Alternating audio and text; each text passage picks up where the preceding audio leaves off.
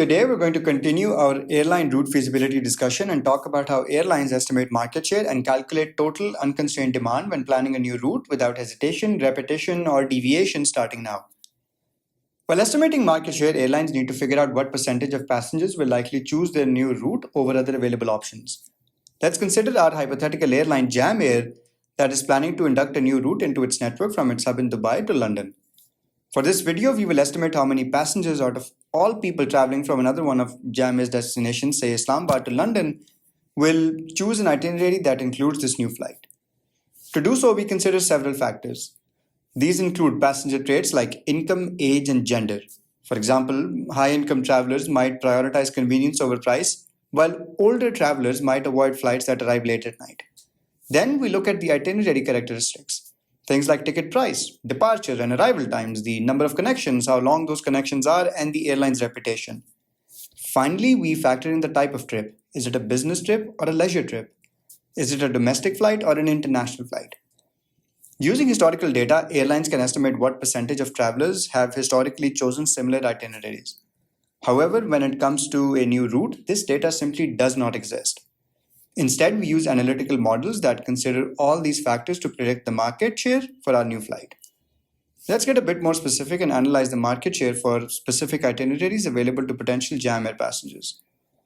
Assuming the Islamabad-London market, 80% of travelers usually choose a direct flight with no stops. But for our new route, which involves a connection in Dubai, we estimate that about 8% might choose this itinerary.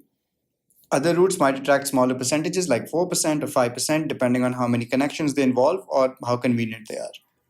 By modeling these probabilities, we can estimate how many passengers might choose our new flight. If 1,000 people are flying from Islamabad to London and 8% are likely to pick our Jam Air route, that's about 80 passengers. It's a small piece of the pie, but it's essential to know. Now we take it a step further by calculating what's known as the unconstrained demand for our new flight. This is essentially the total number of passengers we expect to book on this flight if there were no limits on the number of seats available. To calculate this, we simply multiply the total demand from each city that feeds into our route by the percentage of travelers we expect will choose our flight. For example, let's say we've got multiple feeder markets like Islamabad, Delhi, and Colombo, each with different numbers of travelers and different probabilities of choosing our new flight. We add up all these expected passengers to get the total demand. But here's the catch. This number is unconstrained, meaning it assumes we have enough seats to accommodate everyone. If our plane only has 300 seats, but we've estimated demand at 500 passengers, we're going to be limited by capacity, and that's something that Jam Air needs to plan for. Finally, once we have our demand estimate, the airline must consider other factors before making a final decision on the new route. These include operational costs, expected revenue, potential growth in demand, and the competitive landscape. It's not just about how many passengers the airline can attract, it's about whether this route will be profitable in the long run.